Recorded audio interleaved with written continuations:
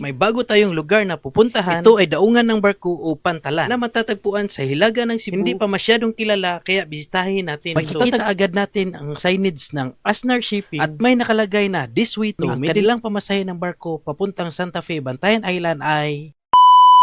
Yo, kumusta mga kamotor ko? Ready na ba kayo sa bagong biyahe? May bago tayong lugar na pupuntahan. Ito ay daungan ng barko o pantalan na matatagpuan sa hilaga ng Cebu. Hindi pa masyadong kilala kaya bisitahin natin ito. Matatagpuan ito sa Barangay Kawit, Medellin, Cebu. Ito ang Medellin Port. Kung first time nyo marinig ang port na ito, okay lang. Kasi marami pa rin hindi nakakaalam. Kaya andito tayo ngayon para i-share sa inyo ang lugar na ito. Habang nagmumotor ako papunta dito, mapapansin ninyo na tahimik ang paligid. Ang biyahe ay very relaxing at presko-presko pa ang hangin. Walang traffic sa daan, perfect ito sa mga riders. At ang biyahe dito mula Cebu ay 117 kilometers. Naaabot sa 3 oras kung ikaw ay magbabas. Kung gusto mo naman ng adventure, ikaw ay magmumotor at 2 oras lang yan for sure. Mga ilang segundo na lang aabot na tayo sa kanilang pantalan. Sa unahan may kanto dyan. Dyan tayo hihinto at liliko. Hindi ka talaga mawawala dahil may signage ka naman dyan na makikita. At heto na nga, liliko tayo dito sa kanang daanan. Makikita agad natin ang signage ng Asnar Shipping. At may nakalagay na this way to Medellin Port. Ang biyahe pala dito ay papuntang Santa Fe, Bantayan Island. Kung may bala kayong pumunta at magbakasyon sa Bantayan Island, pwede kayo dito dadaan. Ang barkong bumabiyahe dito ay ang Asnar Shipping. Sikat na rin ang shipping line na ito, kaya safe at reliable. Yung kanang bahagi ng pantalan nila ay nagiba pala ng lindol noong September 30. Kaya kung may nakikita kang mga tao na nagtatrabaho, ang port na ito ay hindi pa buong buo at kumpleto. Puntahan na natin yung ticketing outlet nila para tignan ang schedule sa oras ng biyahe at kanilang pamasahe. At andito na tayo sa ticketing office ng Asnar Shipping. Tingnan agad natin ang kanilang pamasahe. May 2 option pala sila dito, yung Aircon at Economy. Ang kanilang pamasahe ng barko papuntang Santa Fe, Bantayan Island ay as of November 26, 2025, sa full Aircon ay 310 pesos, sa Student Aircon ay 245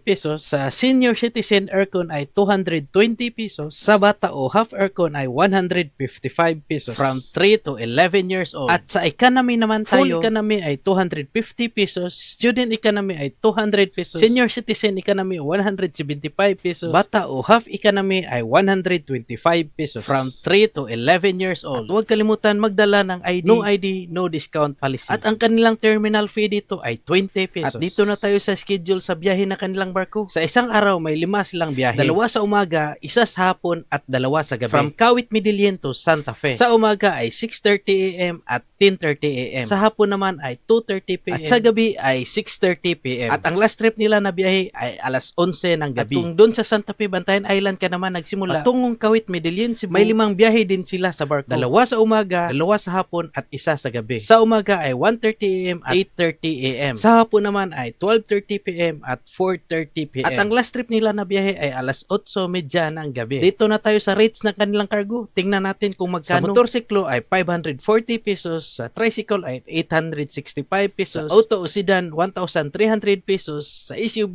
EUV o pickup 1,825 pesos, sa van L300 1,825 pesos. Asnar Roro 55 minutes to 1 hour travel time with series bus on board. For inquiries, Kawit, Medellin Port, contact number 0966-300-1734. At sa Santa Fe Fort naman ay 0926-039-5387. So kung gusto nyo ng alternative route papuntang Santa Fe, Bantayan Island, huwag nyo kalimutan dito sa Medellin Port ay subukan. Kung nagustuhan nyo ang vlog na ito, huwag kalimutan i-like, mag-comment kayo kung may katanungan or experience kayo dito. At syempre, huwag kalimutan mag-subscribe sa aking YouTube channel dahil ang goal natin ngayong taon mag 1,000 subscribers. If you subscribe, much better. Maraming salamat sa panonood mga kamotor ko. Ride safe palagi at kita-kita ulit tayo sa susunod na adventure. Ingat sa biyahe at enjoy your trips. See you. Peace out.